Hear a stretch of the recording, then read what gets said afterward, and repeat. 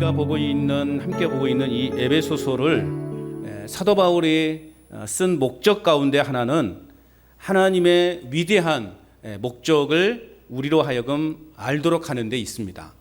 하나님이 우리 인간들을 향한 어떠한 계획과 어떠한 목적을 갖고 계시는가, 궁극적으로는 오늘 저와 여러분들을 이 땅에서 왜 하나님이 창조하셨는가, 그 근본적인 목적과 이유를 사도 바울을 통해서 우리는 알 수 있게 되는 것이죠. 그 하나의 목적이 바로 우리가 예전에 봤던 1장 10절에 있는 말씀, 그 1장 10절에서 말씀하고 있는 것처럼 하늘에 있는 것이나 땅에 있는 것이 다 그리스도 안에서 통일되게 하려 하심이다 라고 하는 이 목적을 가지고 오늘 사도 바울은 이 에베소서를 기록하고 있고, 그 하나님의 그 위대한 목적을 오늘 이 땅의 사람들에게 가르치고 있다라는 것이죠. 중요한 것은 하늘에 있는 것과 땅에 있는 것 모두가 다 그리스도 안에서, 누구 안에서? 그리스도 안에서 통일되게 하려 하심이라고 하는 이 목적을 가지고 있다는 것이죠. 사람과 사람 사이의 관계에 있어서 하나가 되도록 하기 위해서, 그리고 무엇보다도 하나님과 우리 사이에 하나가 되도록 하는데 그 목적이 있다라는 것이죠. 사회적으로나 또한 국가적으로나 민족 간에 여러 갈등들이 있죠. 또 우리나라 안에서도 지역 간의 갈등이 있고 또 세대 간의 갈등이 있고 여러 갈등 가운데 있어요. 뿐만 아니라 교회 안에서도 마찬가지죠. 교회 안에서도 알게 모르게 여러 갈등이, 서로 간에 갈등들이 있다는 것이죠. 이게 너무나 마음 아픈 현실입니다. 오늘 하나님께서는 그리스도 안에서 모든 것이 통일되게 하시기 위해서 민족과 민족이, 국가와 국가가, 또한 세대 간에, 또 지역 간에 모든 것에서 통일되게 하시기 위해서 하나님은 예수 그리스도 이 땅에 보내주셨고, 또 예수님은 십자가에서 그 고통을 담당하셨다라는 것이죠. 자, 그런데 이와 같은 하나됨과 평화를 빼앗아가고 또 관계를 깨트린 근본 원인이 성경에서는 뭐라고 말하고 있냐면 죄다, 그렇게 말하고 있어요. 죄가 이 모든 관계를 깨트린다, 그렇게 말하고 있다라는 거죠. 결국 죄는 모든 분열과 분쟁을 불러일으키고 모든 사람들로 하여금 하나님께로부터 멀어지게 만드는 그 원인을 제공하는 것입니다. 그래서 죄가 들어와서 하나님과 인간의 관계를 깨트렸죠. 에덴의 그 아름다움에서 쫓겨나게 됐죠. 그러면서 이제 인간에게 뭐가 찾아옵니까? 죽음이라는 것이 찾아오게 되는 것이죠. 누구나 사람은 한 번 죽는 것인데 그 이후에는 뭐가 있다? 심판이 있다라는 것이죠. 우리는 누구나 그 하나님의 심판대 앞에 서게 되는 거예요. 그 심판대 앞에서 우리가 영생으로 가느냐, 불못으로 가느냐, 생명책에 우리의 이름이 기록되어 있느냐, 기록되어져 있지 않느냐에 따라서 우리는 영생의 길과 불못으로 가눠지게 되는 것입니다. 오늘 하나님이 원하시는 것은 우리 모두가 예수 그리스도를 믿음으로 말미암아 영생의 삶에 이르기를 원하신다는 사실, 여러분 믿으시기 바랍니다. 자, 그러면서 사도 바울은 우리가 지난주에 말씀 살펴봤던 것처럼 우리가 예수님을 믿기 이전에 우리의 신분의 상태가 어떠했는가를 잘 말씀해 주고 있죠. 우리 2장의 1절부터 말씀해 보면 우리는 예수 믿기 전에 우리의 상태가 어떤 상태였는가? 허물과 죄로 죽었던 자들이었어요. 세상 풍속을 쫓아 살던 자들이었고, 공중권세 잡은 자, 곧 마귀의 종노릇 하던 자들이었고, 육체의 욕심을 따라 지내며 본질상 진노의 자녀였다 말하고 있습니다. 오늘 저와 여러분들이 예수님을 알기 이전에 우리는 어떤 상태에 있었냐? 진노의 자녀로 있었다는 거죠. 그 결과 우리는 평화가 깨어진 세상에서 살 수밖에 없는 거죠. 이런 우리를 예수 그리스도께서 구원하여 주신 것입니다. 희망이 없고 소망이 없고 서로의 관계가 깨어진 이 세상을 하나님은 하나로 만드시기 위해서, 통일되게 하시기 위해서 예수 그리스도를 보내주셨고, 그 예수 그리스도를 통해서 저와 여러분들을 구원하셨다라는 사실입니다. 이 놀라운 은총을 깨닫는 자만이 새로운 인생을 살아갈 수 있는 거예요. 여러분은 지금 새로운 인생을 살아가고 있습니까? 새로운 인생을 살아가고 있어요? 여전히 과거에 얽매여 살아가는 것 아닙니까? 과거 예수 믿지 않을 때가 너무 좋았다. 그때는 너무 좋았는데, 놀러 갈 곳도 많고, 함께 놀 친구들도 많고 그랬는데, 예수님을 믿으면서 친구들 다 떠나가고 놀 곳도 못 놀고 이런 더운 날 시원한 계곡에서 발 담그고 있어야 되는데 지금 우리가 뭐 하는 것이냐, 이렇게 후회하고 있지는 않습니까? 아버지의 집이 제일 시원합니다. 제가 예전에 말씀드렸죠. 예전에 사역했던 교회 연세 많으신 분이 이 한여름에 얼마나 덥습니까? 그분 걸어서 교회 오시는데요. 다 교회 문 열고 들어오면서 첫 마디가 아따 아버지 집이 참 시원하네 그러더라고요. 아버지 집이 참 시원하대요. 그 말에요 제가 은혜를 받아버렸어요. 와, 아무것도 아니잖아요. 역시 아버지 집이 시원하구나. 여러분 그렇게 믿으십니까? 이렇게 고백할 수 있는 이유가 뭐예요? 예수님 믿어서 새로운 인생이 되었기 때문에 그래요. 왜 아멘 안 하십니까? 예수님 믿어서 새로운 인생을 살아가고 있기 때문에 오늘 저와 여러분들은 오직 예수님 안에서 누리는 기쁨과 평안을 우리는 누리며 살아가고 있는 것입니다. 자, 바울은 우리가 구원받기 전의 상태를 다시 한번 기억하라 그렇게 말하고 있어요. 오늘 11절 말씀 우리 같이 한번 읽어봅니다. 시작. 그러므로 생각하라. 너희는 그때에 육체로는 이방인이요 손으로 육체에 행한 할례를 받은 무리와 칭하는 자들로부터 할례를 받지 않은 무리라 칭함을 받는 자들이라. 자, 과거 구원을 받기 이전에 우리의 모습이 어떤 모습이라고 오늘 말하고 있냐면 육체로는 이방인이었다. 그리고 할례 받지 않은 무리였다 그렇게 말하고 있어요. 당시에 유대인과 이방인의 관계는 뭐 사람과 짐승이라고 말하면 좀 과한 표현일 수도 있겠지만 그만큼 이방인 그러면 멸시와 천대의 대상이었다는 거예요. 사람 취급하지 못한 그러한 대상이었다는 것이죠. 예를 들면요, 당시 유대인들은 길을 가다가 이방인 산모가 산고를 걷고 있으면 산고로 고통을 받고 있을 때 그 산모를 도와주면 율법을 어기는 것이 되었어요. 그러니까 도와주면 돼요, 안 돼요? 안 되는 거예요. 이게 말이나 됩니까, 여러분? 말 돼요, 안 돼요? 말 안 되잖아요. 어떻게 해야 됩니까? 도와줘야죠. 왜요? 생명이 더 중요하니까. 그런데 유대인들은 그 당시 유대인들은 그런 생각을 갖고 있었던 거예요. 율법에서 이방인과 접촉하면 안 되는 거예요. 그러니까 이방인이 곧 죽게 생겼어도 그걸 도와주면 율법을 어기는 것이 되기 때문에 도와주면 안 되는 거였어요. 저것들은 도와줘도 아무짝에 쓸모없는 존재들이다. 그렇게 생각할 정도였다라는 거죠. 예수님께서 오시기 전까지만 해도 아무튼 이방인들은 유대인들의 경멸의 대상이었다는 것입니다. 또한 할례는 하나님과 이스라엘 간의 언약의 표시예요. 그래서 태어난 지 8일 만에 남자아이의 생식기의 끝부분을 자르는 종교적인 의식이었어요. 자, 이는 결국 하나님께서 이스라엘의 하나님이 되시고 또 이스라엘은 하나님의 자손으로 하나님의 뜻을 수행하겠다고 하는 언약의 표시인 거죠. 구약에서는 이 할례를 굉장히 중요시 여겼습니다. 아브라함도 이제 성인이 되어서 할례를 받음으로 말미암아 비로소 하나님의 언약의 그런 백성으로서 언약을 또 실행하는 자로서 쓰임을 받게 된 것이죠. 자, 그러므로 할례 받은 유대인들은 하나님의 언약 백성이라고 하는 이 민족적 우월 의식을 그들은 가지고 있었던 것이죠. 그래서 할례 받지 않은 이방인들을 무시하고 경멸하기까지에 이르게 된 것이에요. 너희들은 우리와 상종할 수 없는 존재들이라는 거예요. 유대인들과 이방인들 사이에 그래서 갈등의 대립을 불러오게 된 것이죠. 또한 할례 받은 자는 하나님의 율법에 약속된 복을 허락받았습니다. 그러나 할례를 받지 못한 사람은 그 율법의 모든 복에서 제외된 것이죠. 한마디로 말하면 그거예요. 유대인들의 입장에서 우리는 복받은 자들이고 너희들은 저주받은 인생이야 라는 그러한 생각이라는 거죠. 그러니 여러분 그 관계가 하나 될 수가 있겠습니까? 우리는 복받은 민족이고 복받은 존재들이고 너희는 저주받은 존재들이야. 여러분 그런 말을 듣는다 그러면 과연 얼마나 서로가 신뢰할 수 있겠냐고요. 그런데 중요한 것은 이방인과 같은 존재였던 우리 역시 예수 그리스도가 아니었다면 오늘 저와 여러분들도 철저하게 버림받은 존재였다는 것이죠. 이방인처럼 멸시와 경멸을 받을 그런 대상이었다는 것이죠.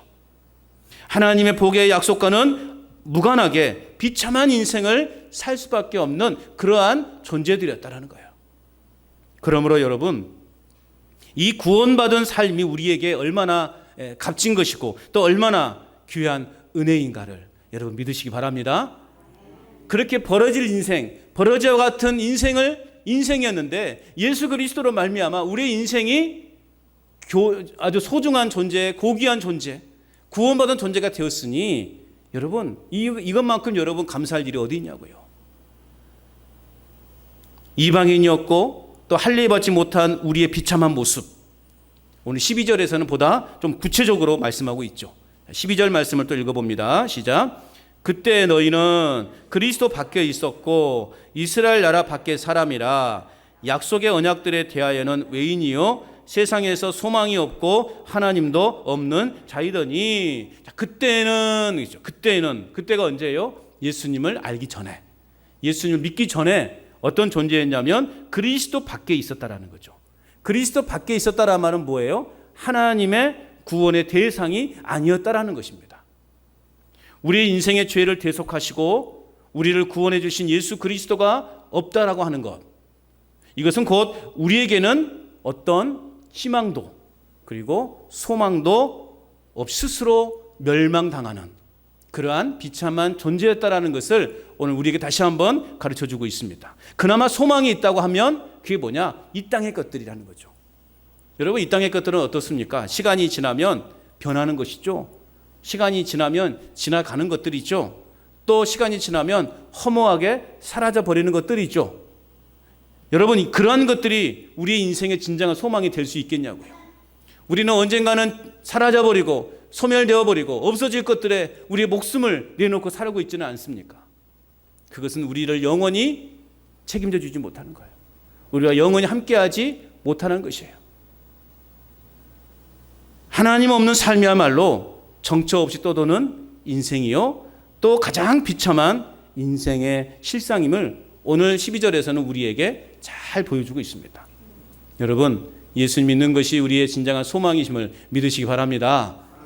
이 땅의 것들은요 우리에게 진정한 소망이 될 수 없는 거예요. 우리를 구원하지 못하는 거예요. 잠시 있다가 사라지는 것들 뿐이에요. 내가 언젠가는 한동안은 움켜쥐고 있던 것들이 어느 날 보니까 아무것도 주어져 있는 것이 없어요. 그래서 죽음을 맞이한 사람들은 손을 다 펴고 죽는 거예요. 뭐 하나 움켜쥘 수 없는 거예요. 내가 태어날 때는 내가 세상을 한번 움켜쥐어 버리라 하면서 주먹을 불끈 쥐고 아이들이 태어나거든요. 그죠? 깐나라는 그렇게 태어나요. 주먹을 푹 끈 쥐고 태어나요. 그런데요 죽으신 분들을 보면, 죽음을 맞이한 사람들을 보면 손을 다 펴고 있어요. 아무것도 가져갈 것이 없구나. 그거예요. 이 우리의 인생이라는 거예요. 내가 세상에서 뭔가를 움켜쥐고 한동안 살았다 할지라도 죽음 앞에서는 아무것도 가져갈 수 있는 게 없는 거예요. 한 평도 안 되는, 요즘은 예전에 그래도 한 평이라도 됐죠. 예. 요즘은요 한 평도 안 된다니까요. 요만한 통에 그냥 끝나는 거. 우리의 인생이 소망이 어디에 있습니까? 하늘에 있음을 믿으시기 바랍니다. 천국에 있음을 믿으시기 바랍니다. 예수 그리스도 안에 진정한 소망이 있음을 믿으시기 바랍니다. 약속의 언약들에 대하여서 오늘 말씀해 보니까 외인이었다 말씀하고 있어요. 이스라엘 백성들에게 하나님이 주신 이 메시아에 대한 약속, 즉 구원의 언약, 구원의 약속은 이방인들과는 거리가 먼 이야기였다라는 거죠. 예수님을 믿지 않을 때 우리는 그런 구원의 관계의 이야기와는 거리가 먼 삶을 우리는 살아왔다라는 거죠. 구약의 성경의 주제를 이루고 있는 대표적인 언약들이 있죠. 창세기에부터 보면 아브라함의 언약이 있죠. 이삭과 야곱의 언약이 있죠. 그리고 또 모세의 언약이 있죠. 그리고 다윗의 언약이 있어요. 또 예레미야의 언약이 있어요. 예레미야의 새 언약. 그런 언약이 있어요. 이런 언약들의 공통점은 뭐냐?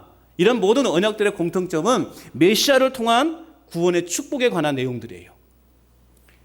그런데 이방인들은 이러한 구원의 축복에 대한 언약들과는 아무 상관없는, 그저 저주받은 그러한 자들이었다라는 것을 오늘 성경은 우리에게 이야기해 주고 있습니다. 결국 우리는 세상에서 소망이 없고 하나님도 없는 자의 모습이었다라는 거죠. 저와 여러분들의 모습이 그런 모습이었다라는 거예요. 한마디로 하나님 없는 인생은 그 인생 자체가 무의미한 인생이고요, 비참하기 그지없는 인생이라는 말이에요.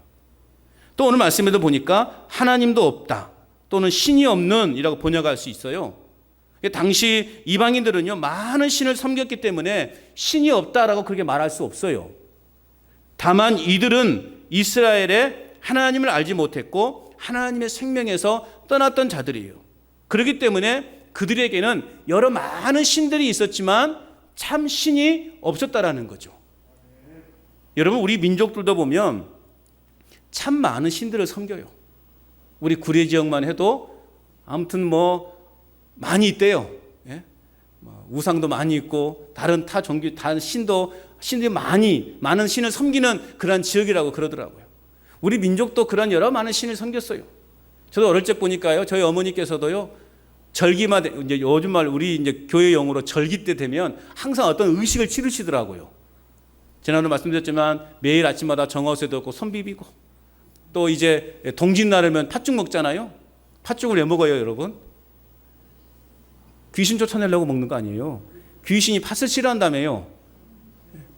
예. 왜 모른 척하고 계셔요, 다 아시면서. 그래서 저희 어머니가요, 팥죽을 끓이면 그 팥을 들어가지고 집안 구석구석에 뿌려요. 이렇게. 기억나죠? 또 안 나는 척하고 계시다, 또 다 알면서. 그래서요, 그 팥을 집안 구석구석에 뿌려요. 왜요? 귀신 오지 말라고. 그럴 땐 이게 이런 문화들이 우리나라에는 너무 자연스러운 거였죠. 우리나라도 많은 우상을 섬기는 그런 민족이었다고요. 그러나 그 많은 신들이 과연 우리를 구원의 길로 인도할 수 있냐 이거죠. 결국 그렇게 했던 1년에 13번 이상 제사 지냈던 저희 어머니도 결국 하나님 앞에 죄를 고백하고 회개하고 천국에 가시더라고요. 할렐루야. 다 그게 헛것이었다는 거죠. 우리 인생을 책임져 주는 분은 하나님밖에 없다라는 거죠. 아무리 많은 신을 섬겨도 여러분, 이 땅에 있는 많은 신들이 과연 그들의 죽음 이후의 문제를 이야기하고 있냐 이거죠. 죽음 이후의 이야기한 곳은 없어요. 석가모니도 죽음 이후의 이야기는 없어요. 그러나 기독교의 예수 그리스도는 죽음 이후에 어떤 일이 있었다는 것을 분명하게 성경은 증거하고 있는 것이죠. 참 신은 하나님이시다. 아멘. 예수 믿는 것이 우리의 구원에, 우리의 인생을 영원히 책임져 주는 것임을 여러분 믿으시기 바랍니다. 이상의 말씀에서 살펴볼 때 우리는 어떤 존재였는가? 예수님을 믿기 이전에 우리의 모습은 어떤 존재였는가? 한마디로 말하면 저주받은 인생이었다는 거죠. 여러분들은 저주받은 인생들이었어요. 그때의 모습들이 바로 우리의 모습이라는 거죠. 오늘 말씀해 보면 그때라고 표현되고 있잖아요. 그때 너희는, 그때 육체로는, 또 12절에 그때 너희는 예수님을 알기 이전에 우리는 저주받은 우리의 모습, 그때의 모습, 11절에 12절에 말씀하고 있는 그때의 모습이 바로 우리들의 모습이었다는 거죠. 유대인과 이방인들 사이에는 엄청난 담이 생겼던 것처럼 우리도 하나님과 우리 사이에도 어마어마한 담이 생긴 거예요. 오갈 수도 없는, 함부로 갈 수 없는 그런 어마어마한 담이 생겼고 골이 생기게 된 것입니다. 자, 그러나 이제는 저와 여러분들에게 산 소망과 복음이 들어왔습니다. 믿으십니까? 13절 말씀 읽어봅시다. 시작. 이제는 전에 멀리 있던 너희가 그리스도 예수 안에서 그리스도의 피로 가까워졌느니라. 아멘. 이제는 너희가 과거에는 저주받은 인생이었는데 이제는 어떤 때예요? 예수를 믿고 난 이후의 삶은, 자, 오늘 13절에서 멀리 있다라는 표현, 이제는 전에 멀리 있던 너희가, 멀리 있다라는 말은 11절 12절에 언급하고 있는 이방인들의 그 과거의 상황을 가리켜요. 즉 저주받은 인생이었던 삶, 그 삶을 가리켜요. 그 다음에 이제 가까워졌느니라라는 표현, 이 가까워졌다라는 말은 그리스도 안에서 변화된 현재의 우리의 삶, 우리의 삶을 요약하는 표현으로 말씀하고 있는 거죠. 그때 전에는 너희가, 우리가 멀리 있었지만 이제는 그리스도 안에서 변화되었다라는 거죠. 전에는 멀리 있었던 우리가 가까워질 수 있었던 것은 무엇 때문이다? 오늘 말씀해 보니까 그리스도의 피다. 그리스도의 피로 말미암아 전에는 멀리 있었는데 이제는 가까워졌다. 그리스도의 피로 말미암아 오늘 저와 여러분들은 하나님과 가까워졌다는 거죠. 하나님께로 나아갈 수 없는 우리가 이제는 그리스도의 피로 말미암아 하나님께로 나아갈 수 있는 존재가 되었다라는 거죠. 모든 장벽을 허물고 모든 담이 허물어졌다는 것이죠. 예수님이 십자가에서 운명하시는 그 순간 성소와 지성소를 가로막고 있었던 그 두꺼운 그 휘장이 위에서부터 아래로 쫙 갈라진 거예요. 무엇을 말하는 거예요? 이제는 하나님께는 누구나 다 예수님을 통해서 나아갈 수 있다는 의미입니다. 예수 그리스도께서 세상에 오심으로써 이제 새로운 구원의 시대가, 구원의 역사가 시작되었다라는 말입니다. 그 피를 힘입어 하나님께 가까이 나아갈 수 있는 특권을 이제 저와 여러분들이 부여받게 되었고 하나님의 새 백성의 일원이 될 수 있었다라는 것이죠. 자, 14절 말씀을 계속 읽어볼까요? 시작.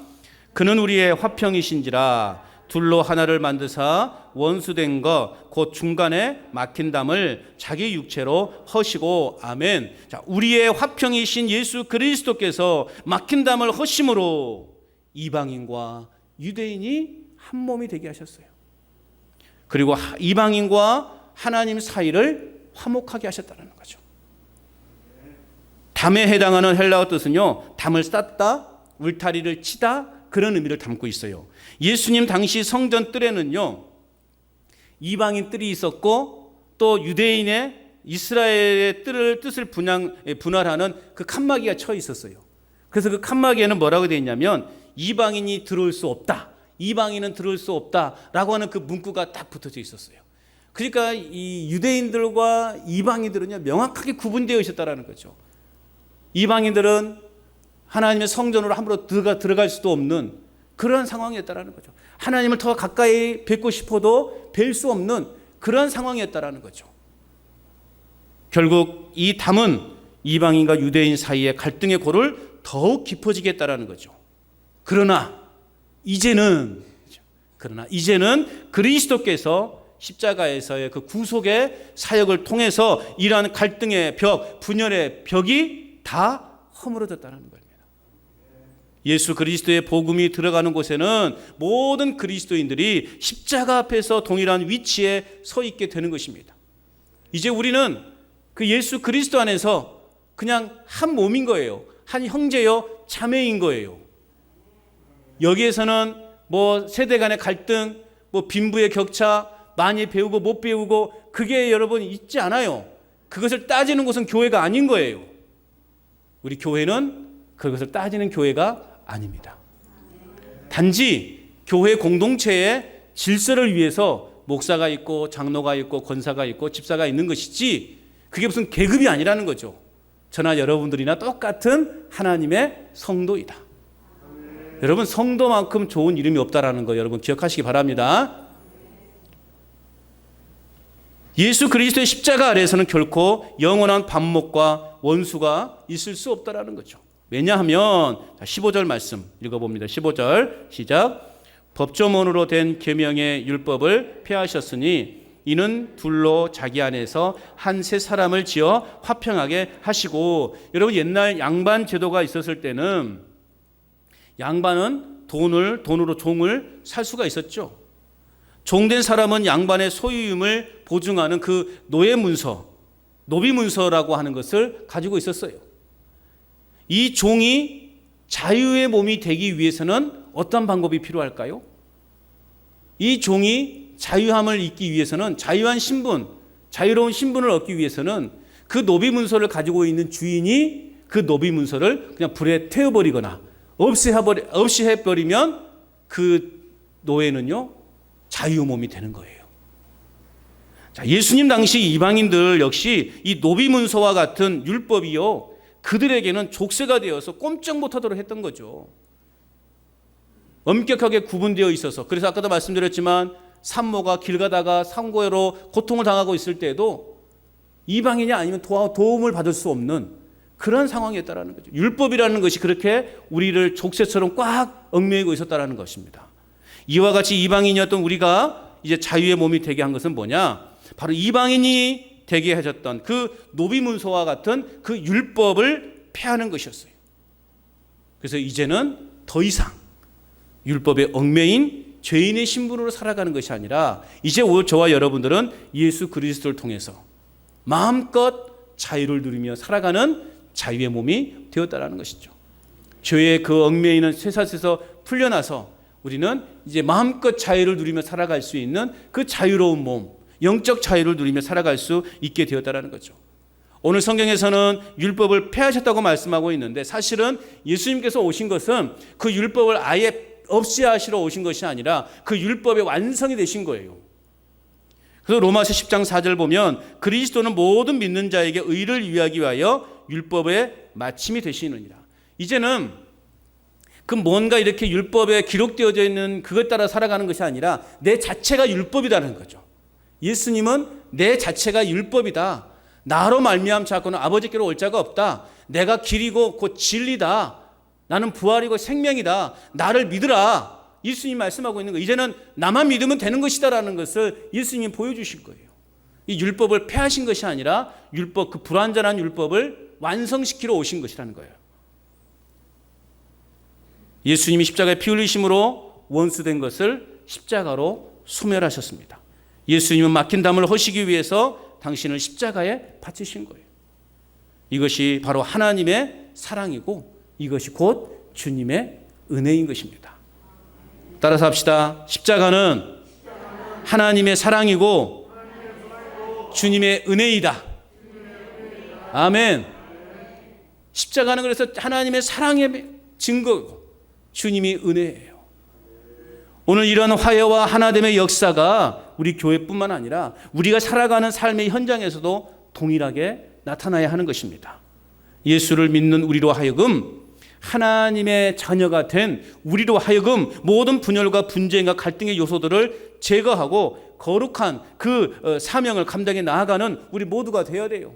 우리가 가는 곳마다 분열이 깨어지고 하나가 되어지고 여러분 그런 우리의 자식은 돼야지 우리가 가는 곳마다 싸움 나고 우리가 가는 곳마다 다툼이 일어나고 우리가 가는 곳마다 관계가 깨어지는 일이 벌어진다면 그 사람은 진짜 하나님의 자녀라고 말할 수 없는 거예요. 예수님의 그 십자가의 보혈로 거듭났다고 말할 수 없는 거예요. 우리는 우리가 가는 곳마다 사랑이 넘치고 화해와 용서가 일어나는 그런 삶을 살아야 되는 거예요. 자, 한번 여러분 곰곰이 생각해 보세요. 내가 가는 곳에 사랑의 꽃이 피어나는가? 아니면 내가 가는 곳마다 욕심, 저주, 또 분열, 그러한 또 다툼 이런 것만 일어나는가? 여러분 어떤 존재입니까? 여러분이 가는 곳에, 여러분이 밟는 곳에 사랑의 십자가의 그 사랑의 꽃이 활짝 피어나는 그 하나님의 자녀로서 살아가시기를 축복합니다. 우리가 많은 것을 성취했다고 하더라도 형제끼리 사랑하지 않는다면 우리는 실패한 신앙이라는 사실을 우리는 기억해야 됩니다.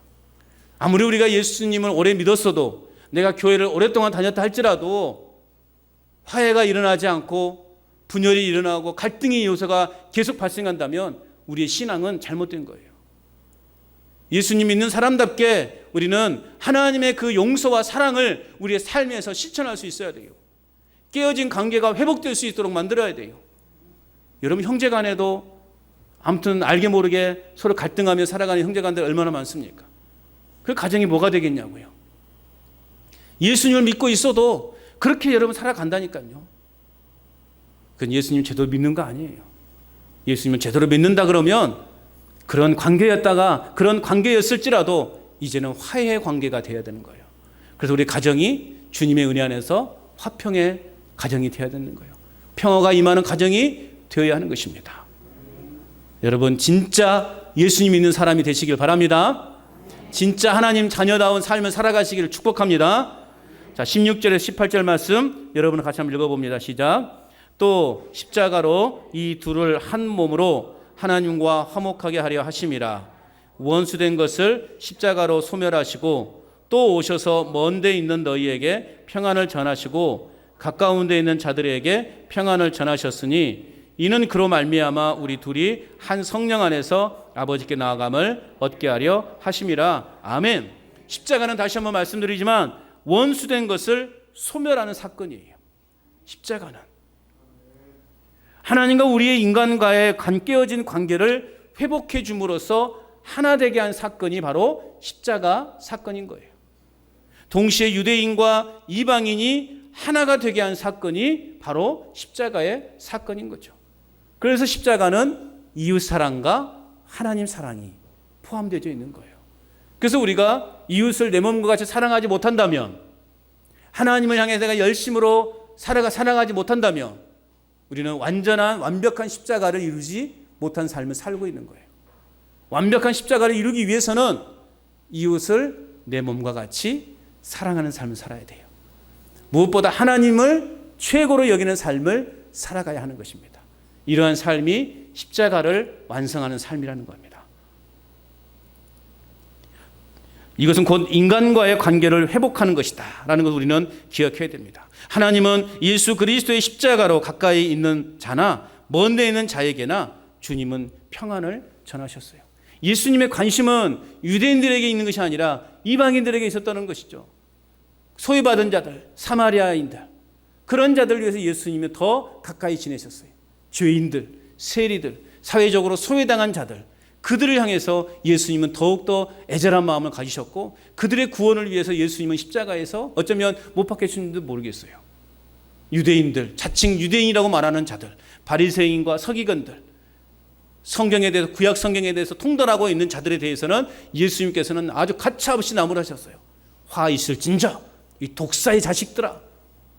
이것은 예수님이 우리가 생각하는 최고의 욕, 여러분이 지금 생각하는 최고의 욕, 바로 그 욕인 거예요. 예수님은 철저하게 소외된 자들, 또 죄인들, 그들의 친구가 되어주셔서 그들을 위로하셨고 그들을 구원의 길로 인도하셨던 것입니다. 오늘 그리스도는 십자가로 이루신 이 평화를 당신을 믿는 우리를 통해서 말씀과 성령으로 온 세상 사람들에게 선포하기를 원하고 계십니다. 그리스도인으로 부름받은 우리 사명은 이제는 평화의 사도로서 하나님과 화평하고 이웃과 화평하고 분열과 분쟁이 있는 곳에 화평을 심는 자로 사는 것이 오늘 우리의 궁극적인 사명이라는 것을 잊지 마시기 바랍니다. 나 이제 예수님 믿었으니 나 이제 천국 가는 거야 라고 끝나지 말라는 거예요. 하나님 원하시는 것은 이제는 다른 사람들과의 화평의 관계를 이루어서 그들도 천국 백성 되게 하라. 이게 하나님이 우리에게 주어지는 마지막 사명이라는 것입니다. 19절 말씀도 읽어볼까요? 시작. 그러므로 이제부터 너희는 외인도 아니요 나그네도 아니요 오직 성도들과 동일한 시민이요 하나님의 권속이라. 아멘. 하나님의 권속이라는 게 뭐예요? 하나님의 가족이라는 거예요. 오늘 우리는 외인도 아니고 나그네도 아니고 성도들과 동일한 시민이라는 거죠. 우리 모두는 하늘 시민권을 가진 동일한 자들이라는 거죠. 그래서 우리는 교회 안에서는 하나의 형제 자매로 통하는 거 아니겠습니까? 또 20절 22절 말씀 같이 읽어볼까요? 시작. 너희는 사도들과 선지자들의 터 위에 세우심을 입은 자라. 그리스도 예수께서 친히 모퉁이들이 되셨느니라. 그의 안에서 건물마다 서로 연결하여 주 안에서 성전이 되어가고 너희도 성령 안에서 하나님이 거하실 처소가 되기 위하여 그리스도 예수 안에서 함께 지어져 가느니라. 아멘. 우리의 인생은 그래서 어떤 상태냐? 공사 중이에요. 공사 중. 우리 인생 공사 중이에요. 하나님의 완벽한 사람으로 지어져 가고 있는, 우리는 완전할 수 없어요. 예수님이 오셔야만이 우리는 완전한 자로 변화되는 것이지 우리는 완전하지 않아요. 왜 완전하지 않은 것인가? 이 세상이 완전하지 않기 때문에, 불완전한 세상 속에 우리는 살아가고 있기 때문에 우리는 언제든지 죄에 노출되어 있다는 거죠. 왜냐하면 우리 자신이 완전하지 않기 때문에, 완벽하지 않기 때문에. 그래서 우리는 더욱더 그 십자가의 사랑, 예수 그리스도의 그 보혈의 능력을 우리는 의지하면서 살아가야 하는 것입니다. 그러므로 그리스도는 성도와 성도를 연결하여 교회를 세워나가는 중심이요 기초이며 교회의 주인 되시는 거예요. 교회의 머릿돌이 되시는 거예요. 기본이 되어주시고 기초가 되어주시고 건물과 건물을 연결해주는, 그래서 서로 간의 갈등을 해결해주는 그러한 관계, 그러한 예수 그리스도의 역할이라는 거죠. 그 예수 그리스도의 역할이 동일하게 우리의 역할이 되도록 하나님은 원하고 계시는 거예요. 그렇다면 하나님은 이런 영광스러운 교회의 일원으로 우리를 부르셨는데, 그렇다면 오늘 우리 간전제일교회는 어떤 교회로 만들어 가야 하는 거예요? 어떤 교회로 만들어 가야 될까요? 하나님이 거하실 만한 교회로 만들어 가야 되지 않겠습니까? 사람들만 우글우글 모여있으면 뭐합니까? 예수님이 거하지 않는 교회는 그건 교회가 아닌 거예요. 예수님이 거하지 않는 교회를 어떻게 어떻게 판단할 수 있어요? 맨날 싸움질이나 하고 고함이나 쳐쌓고 너 나가라, 너 못 나가겠다. 그렇게 싸움만 일어나는 교회는 예수님이 거하는 교회가 아니에요. 예수님이 거하는 교회는 용서가 있고 사랑이 있고 위로가 있고 격려가 있는 거예요. 그냥 반갑네요. 그냥 가족처럼, 가족보다 더 가까운 관계가 성도 간의 관계가 되어야 되는 거예요. 하나님이 임재하시고 다스리며 성도들과 사랑의 교제를 나누는 하나님의 교회, 즉 그리스도의 몸인 교회로 우리는 만들어 가야 되는 거예요. 그러기 위해서는 그리스도께서 우리와 함께, 우리 안에 그리스도가 함께 할 때 참된 교회가 되는 것입니다. 우리 한 사람 한 사람이 예수님을 진정으로 믿고 그 예수님이 말씀하신 것을 삶으로 진정으로 실천하는 삶을 살아가는 진정한 그리스도인으로 살아갈 때 그런 그리스도인이 모이는 교회가 참다운 교회라는 것입니다. 우리 교회가 그런 교회가 되기를 소망합니다. 그저 교회의 어떤 외형적으로 넓혀가기 위한 교회가 아니라 겉보기에 막 멋있고 아름답게 만들어가는 교회가 아니라 그리스도의 복음으로 정말 하나 되는 교회, 서로가 한 가족처럼 가족보다 더 가까운 관계를 유지하는 그러한 교회. 그래서 우리의 교회의 목표는 행복한 교회 아닙니까? 그런데 모든 사람들이 우리 간전체육회 다니는 교인들을 바라볼 때마다 뭐가 그렇게 좋아요? 뭐가 그렇게 행복하다요? 물어볼 정도로. 예? 얼굴 인상 푹 쓰고 살지 마시고 날씨 덥다고 그냥 인상 쓰고 다니지 마시고 항상 밝게 웃으면서 하나님은 어디 있어? 어떻게 하라고요? 여기 있지가 아니라 어떻게 하라고요? 여기 있다고. 여기 나를 보라고. 하나님 어디 있어요? 여기 있지.